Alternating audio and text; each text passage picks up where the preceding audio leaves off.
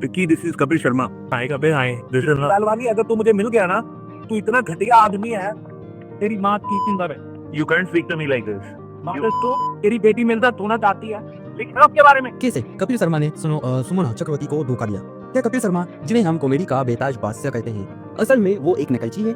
क्या उनकी हंसी का पूरा साम्राज्य एक चोरी किए हुए आइडिया पर खड़ा है? 30,000 फीट की ऊंचाई पर उड़ते हुए जहाज में उस रात ऐसा क्या हुआ जब एक जूते ने हिंदुस्तान के सबसे बड़े कॉमेडियन का जो है करियर जमीन पर लापटका? क्या कपिल के सिर पर जो घने बाल आज हम उन्हें देखते हैं, क्या वो असली हैं? और कपिल का नया स्लिम एंड ट्रिम लुक वाकई मेहनत का नतीजा है, या फिर इसके पीछे छुपा है कोई डार्क सीक्रेट और सर्जरी? और आखिर क्यों जो इंसान करोड़ों लोगों को हंसाता है आज वो खुद डिप्रेशन, खुद इंटरनेशनल गैंगस्टर के निशाने पर है और उसकी जान को भी खतरा है? यह कहानी शुरू होती है शोहरत के नशे में चूर घमंड की, दोस्ती में भी है धोखे की, और उस चमक दमक के पीछे की सच्चाई जिसे आज हम आपके सामने जो है परत दर परत खोलेंगे। यह है कपिल शर्मा की अनकही कहानी। 2 अप्रैल 1981 अमृतसर पंजाब, यहाँ एक लड़के का जन्म हुआ जिसका नाम था कपिल कुंज, जिसे आज दुनिया कपिल शर्मा के नाम से जानती है। अनप्लान्ड बच्चा होना हुआ कि एक्चुअली मेरे डैडी को फीवर था एक दिन, तो वो छुट्टी कर ली उन्होंने और 3 बजे तक उनका फीवर उतर गया। बस उनका बचपन किसी फिल्मी कहानी जैसा नहीं था। वो एक लोअर मिडिल क्लास परिवार से थे जहां सपने देखने की इजाजत तो थी लेकिन उन्हें पूरा करने के साधन नहीं थे। उनके पिता जितेंद्र कुमार पुंज पंजाब पुलिस में हेड कांस्टेबल, घर में जो है पट्टी का रोप तो था लेकिन जेब अक्सर खाली रहती थी। कपिल ने बहुत छोटी उम्र में ही जो है जिंदगी की हकीकत को जो है समझ लिया। घर चलाने में मदद करने के लिए उन्होंने जो है हर काम किया जो उनकी उम्र के बच्चे सोचने में भी सोच भी नहीं सकते। एक पीसीओ में उन्होंने 500 रुपए महीने की नौकरी की और एक कपड़े मिल में उन्होंने 900 रुपए का महीने का काम किया, लेकिन उस पुलिस की वर्दी के सख्त अनुशासन के पीछे एक कलाकार का दिल भी जो है धड़कता था। कपिल के पिताजी जो अपनी टेंस नौकरी में फंसे हुए थे असल में एक थिएटर आर्टिस्ट थे। यह एक छोटा सा राज था जो कपिल को बहुत बाद में पता चला। शायद यही वजह थी कि उन्होंने अपने बेटे के अंदर के उस कला को जो है चिंगारी दी और उसे पहचाना जिसे वह खुद कभी हवा नहीं दे पाए। वो कपिल को स्कूल के दिनों में जो है फंक्शंस में गाने के लिए, परफॉर्म करने के लिए हमेशा जो है एनकरेज करते थे। कपिल अनजाने में ही अपने पिता के उन अधूरे सपनों को जी रहे थे जिन्हें जिम्मेदारियों के बोझ ने कभी का दबा दिया था। यह सिर्फ एक बेटे की अपनी एम्बिशन नहीं थी, यह एक पिता की अधूरी ख्वाहिशों को जो है पूरा करने का जिम्मेदारी थी जो कपिल को मुंबई की माया नगरी की ओर खींच रही थी। साल 1997 में जब कपिल सिर्फ 16 साल के थे, उनके परिवार पर दुखों का पहाड़ टूट पड़ा। उनके पिता को जो है कैंसर हो गया। अगले 7 साल उस परिवार के लिए किसी नर्क से कम नहीं थे। कपिल ने अपने मजबूत पिता को हर रोज तिल कर मरते हुए देखा। वो दर्द, वो लाचारी इतनी ज्यादा थी कि एक जवान बेटे के दिल में एक ऐसी दुआ निकलती जिसे सुनकर किसी की भी जो है रूह कांप जाए। कपिल ने बाद में खुद कबूल किया कि वह अपने पिता को और तड़पते हुए नहीं देख सकते थे, इसलिए उन्होंने भगवान से प्रार्थना करने लगे कि वह उनके पिता को जो है अपने पास बुला ले ताकि उनको और दर्द सहना नहीं पड़े। यह सिर्फ एक दुखद घटना नहीं है, यह वह गहरा जख्म है जिसने शायद कपिल के पूरे व्यक्तित्व को ही चेंज करके रख दिया, उनकी साइकोलॉजी को हमेशा के लिए बदल दिया। इस घटना ने उन्हें उस बेबसी का एहसास कराया जहां आप अपने सबसे प्यारे इंसान के लिए कुछ नहीं कर सकते।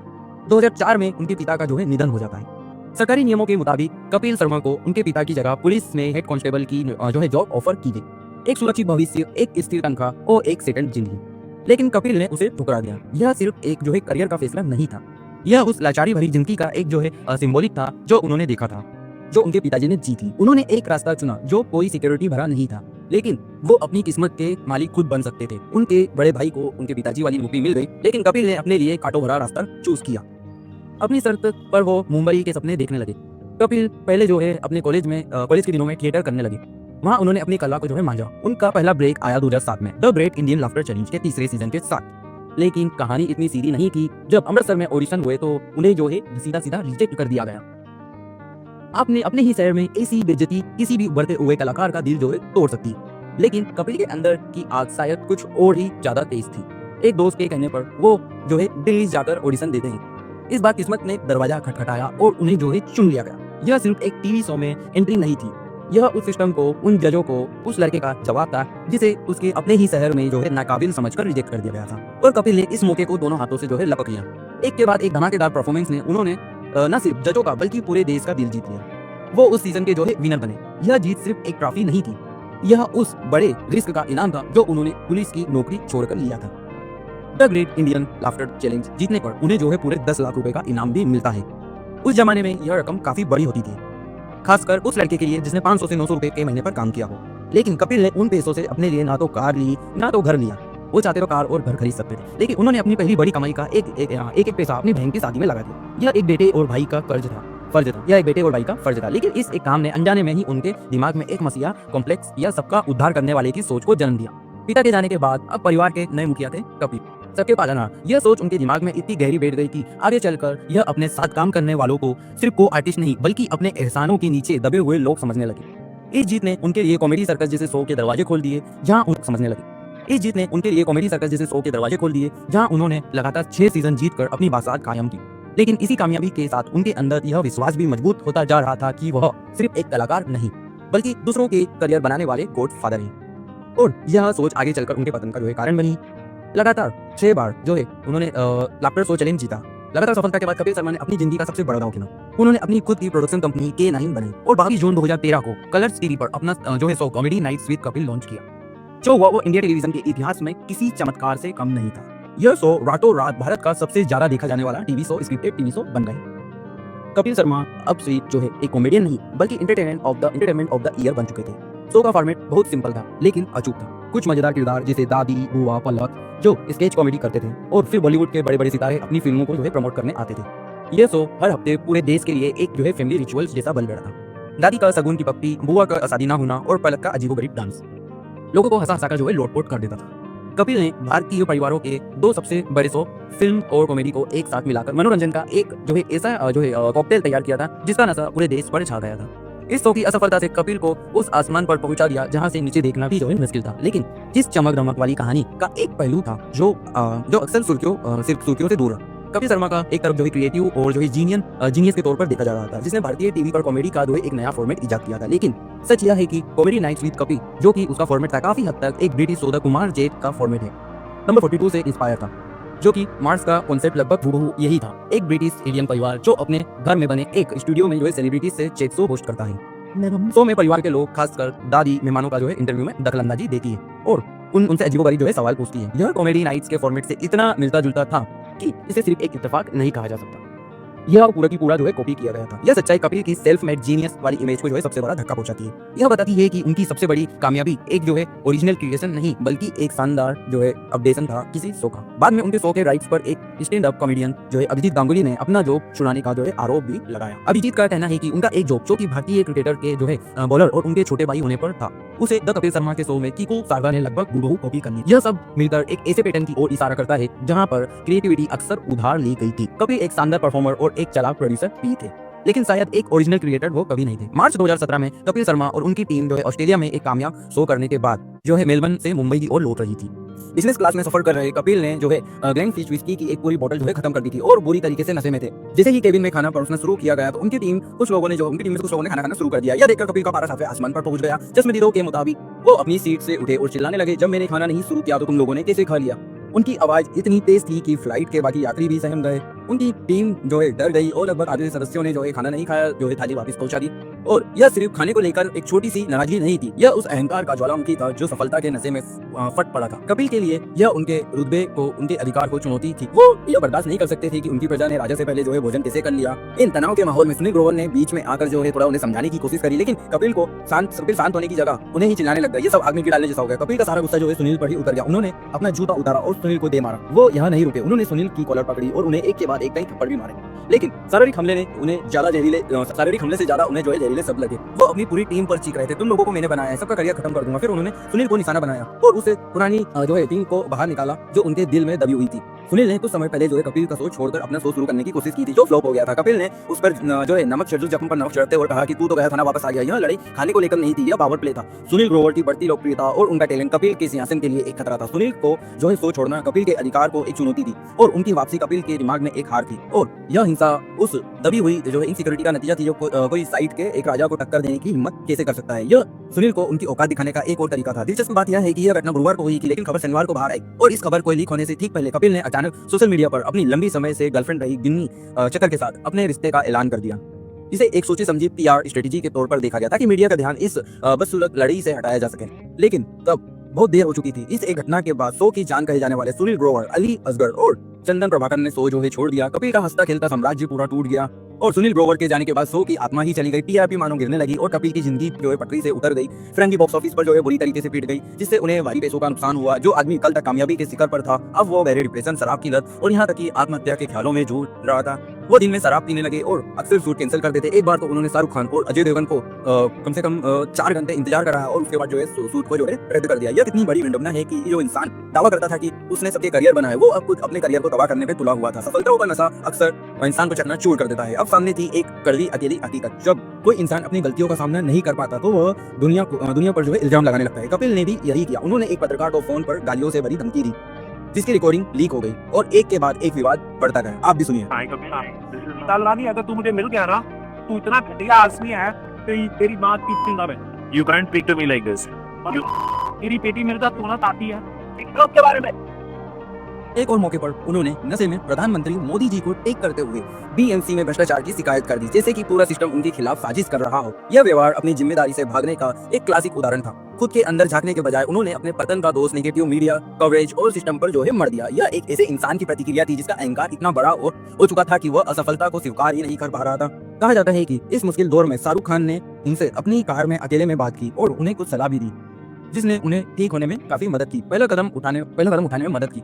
हर अंधेरी रात के बाद एक सुबह होती है। कपिल की जिंदगी में भी वह सुबह उनकी पत्नी गिन्नी शटर बनकर आई। कपिल और गिन्नी की मुलाकात जलंधर के कॉलेज में हुई थी, जहां कपिल थिएटर में उनके सीनियर और मेंटर थे। गिन्नी को उनसे बहुत पहले ही जो है प्यार हो चुका था, लेकिन उस समय कपिल ने उनके बीच की आर्थिक स्थिति को देखते हुए इस रिश्ते को जो है डिक्लाइन कर दिया था। उन्होंने गिन्नी से कहा था कि जिस कार से तुम आती हो उसकी कीमत उनके पूरे परिवार की कुल संपत्ति से ज्यादा है। गिन्नी के पिता ने भी शुरुआत में उनके रिश्ते को जो है नामंजूर कर दिया था। यह प्रेम कहानी क्लास, लगन और बदलते जो है पावर डायमेंशन की एक दिलचस्प कहानी है। जिस लड़के ने कभी खुद को गरीब समझकर एक अमीर लड़की के प्यार को जो है ठुकरा दिया था, वो आगे चलकर अपनी ही कामयाबी के नशे में चूर हो गया। लेकिन गिन्नी का प्यार सच्चा था और उन्होंने हर मुश्किल में जो है कपिल का साथ दिया। 2 दिसंबर 2018 को कपिल और गिन्नी ने जो है शादी कर ली। यह शादी कपिल के सबसे बुरे दौर के बाद हुई। गिन्नी उस लंगर की तरह थी जिसने कपिल की डूबती नाव को संभाल लिया। उनके बच्चों जो है अनायरा और त्रिशान को जन्म उनकी जिंदगी को एक नया मकसद दिया। यह सब ठीक उसी समय हुआ जब यहाँ सोनी पर्दा कपिल शर्मा शो के नए सीजन के साथ अपनी पेशेवर वापसी कर रहे थे। हालांकि गिन्नी के सपोर्ट के बिना ये सब मुश्किल था, लेकिन उनकी शादी ने कपिल की पब्लिक इमेज को जो है सुधारने के लिए एक जो है ताकतवर हथियार का काम किया।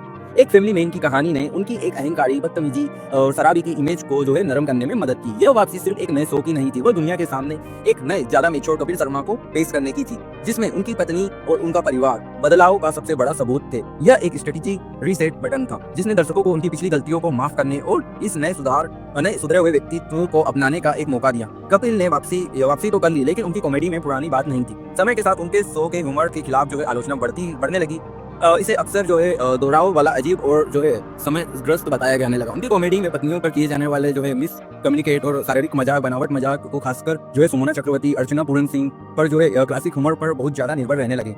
हाल ही में डायरेक्टर एटली के साथ हुआ विवाद इसका एक बड़ा उदाहरण है, जहां कपिल की बातों को नक्सलीवादी और रंगभेदी रूप से देखा गया। कपिल ने एटली से पूछा कि क्या सितारे उनसे मिलने पर पूछते हैं कि असली एटली कहाँ है, जो उनकी त्वचा के रंग और कद पर एक भद्दा सा कंस था। एटली ने बड़ी गरिमा के साथ जवाब दिया कि किसी को उसकी शक्ल से नहीं बल्कि उसके दिल से आंकना चाहिए। यह घटना दिखाती है कि कपिल की कॉमेडी समय के साथ जो है इन्वॉल्व होने में नाकाम रही। 2013 में मजेदार लगता था, 2023 में वो पुराना और आपत्तिजनक हो गया। कपिल के करियर का अगला बड़ा कदम था नेटफ्लिक्स। ये उन्हें एक लोकल टीवी स्टार से एक ग्लोबल कॉमेडी आइकॉन बनाने वाला था, लेकिन हुआ इसका ठीक उल्टा। उनको Netflix stand up special I am not in ये का जो है मिलती जुलती समीक्षा मिली, जिसे फीका सा, साधारण सा, सुरक्षित बताया गया। उनका बड़ा budget show the great Indian Kapil show शुरुआत में हाइप के बाद लगातार गिरती दर्शक संख्या का सामना कर रहा था और अक्सर नेटफ्लिक्स की ग्लोबल टॉप 10 लिस्ट से जो है बाहर हो जाता था। इतना ही नहीं, शो की शूटिंग में शामिल होने वाले दर्शकों की रिपोर्ट के अनुसार उन्हें बहुत ही परेशान किया जाता था। दर्शकों ने अपने अनुभव को बेहद दर्दनाक और जो है दयनीय बताया है, जिसमें सभी स्टाफ गर्मी में 4 घंटे का इंतजार, यहाँ तक कि बाथरूम ब्रेक की भी इजाजत नहीं थी। यह सब एक जो है बुनियादी समस्याओं की ओर इशारा करता है। कपिल शर्मा ब्रांड जो भारतीय सैटेलाइट टीवी के मास मार्केट दर्शकों पर पावरफुल थे, वही नेटफ्लिक्स के ग्लोबल ज्यादातर समझदार क्वालिटी कंटेंट देखने वाले दर्शकों के साथ तालमेल नहीं बिठा पा रहे हैं। वो एक ऐसे राजा हैं जिन्होंने अपना पुराना राज्य तो खो दिया और एक नए राज्य को जीतने में नाकाम रहे। और नेटफ्लिक्स शो को लोगों को पसंद ना आने के पीछे एक बहुत ही बड़ा कारण ये है कि सुमोना का ना होना। कपिल शर्मा के शो की जो जब भी बात करते हैं तो एक ऐसा चेहरा जो सबको याद आता है, उनकी ऑन एंड स्क्रीन पत्नी सुमोना चक्रवर्ती का, उनकी जोड़ी के साथ, जिसकी जो है नोक जोक पर पूरा हिंदुस्तान हंसता था। वो केमिस्ट्री जो इतनी असली लगती थी कि लोग सुमोना को कपिल की असली बीवी समझने लगे थे। कपिल शर्मा और सुमोना चक्रवर्ती की कहानी कॉमेडी नाइट से बहुत पहले शुरू हुई थी। उनकी पहली मुलाकात कॉमेडी सर्कस के सेट पर हुई थी। शो के जज अर्चना पूरन सिंह और सोहेल खान ने जो है सुमोना को बताया था कि कपिल के पार्टनर या तो बीच में ही उन्हें छोड़ देते हैं या उन्हें निकाल दिया जाता है, कोई टिकता नहीं है। लेकिन सुमोना टिकी रही। जब कपिल ने अपना show comedy nights with Kapil शुरू किया तो पहले मौके पर मॉक शूट पर किसी और के साथ जो है उनकी शूटिंग की गई, लेकिन यह बात कपिल को जमी नहीं और कपिल ने फिर सुमोना को बुलाया।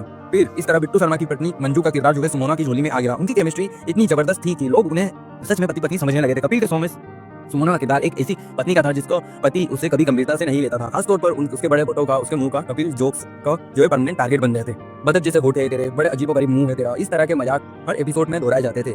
इसी तरह 10 साल तक टीवी पर जो है इस जोड़ी ने कमाल मचाया, लेकिन नेटफ्लिक्स पर कपिल शर्मा ने वापसी करी तो शो की पूरी पुरानी कास्ट वापस आई। कीकू, शारदा कृष्णा, अभिषेक और सबसे बड़ी सरप्राइज एंट्री तो थी सुनील ग्रोवर की, जिनके साथ कपिल का कुख्यात जो है फ्लाइट वाला झगड़ा भी हुआ था, लेकिन सुमोना कहीं नहीं दिखाई दी क्योंकि कपिल ने उन्हें शो से बाहर कर दिया था।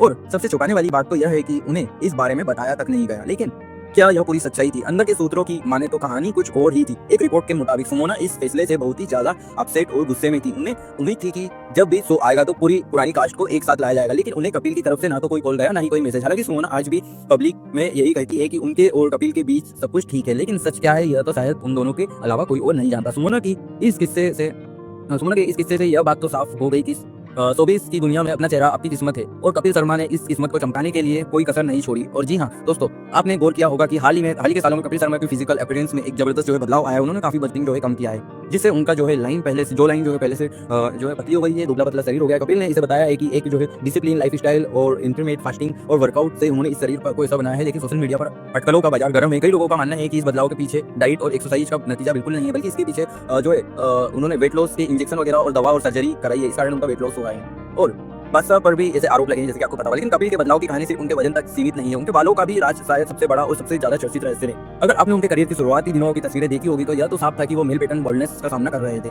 उनके सिर पर जो है कई बॉल्ड पेच थे और बाल लगातार जो है कम हो रहे थे, लेकिन आज उनके सिर पर घने काले बाल है। यह चमत्कार रातों रात कैसे हो गया, इस पर दो थ्योरी है। कई मेडिकल एक्सपर्ट्स और रिपोर्ट्स का मानना है कि कपिल ने जो है हेयर ट्रांसप्लांट कभी नहीं कराया, जो आजकल सेलिब्रिटीज के बीच में एक बहुत ही आम चीज है, जिससे में जो है सर के पीछे के बाल निकालकर आगे के हिस्से में लगा दिए जाते हैं। लेकिन एक दूसरी थ्योरी यह भी है कि उनके बालों की जो है डेंसिटी इतनी ज्यादा है कि हेयर ट्रांसप्लांट से मुमकिन नहीं है और यह एक बहुत ही हाई क्वालिटी हेयर पेच या विग है। इस बहस को और हवा तब मिली जब उनके सेलिब्रिटी हेयर स्टाइलिस्ट अलीम हकीम ने दावा किया कि कपिल के बाल बिल्कुल असली है और वह कोई भी विग या पेच नहीं पहनते। यह बयान और भी अजीब इसलिए लगता है क्योंकि अलीम ने खुद कबूल किया है कि वह खुद हेयर पेच पहनते हैं। आज के समय में कपिल शर्मा की कुल संपत्ति लगभग 300 करोड़ है, जो उन्हें भारत का सबसे अमीर कॉमेडियन बनाती है। उसकी जिंदगी में दुश्मनों की संख्या भी बढ़ जाती है और ऐसा ही अब कपिल के साथ भी हो रहा है, क्योंकि कनाडा के सरे में स्थित उनके कैफे में 3 बार जो है गोलीबारी हो चुकी है। इन हमलों की जिम्मेदारी जो है लॉरेंस बिश्नोई गैंग और बब्बर खालसा इंटरनेशनल जैसे खतरनाक अपराधियों और आतंकवादी संगठनों के सहयोगियों ने ली है।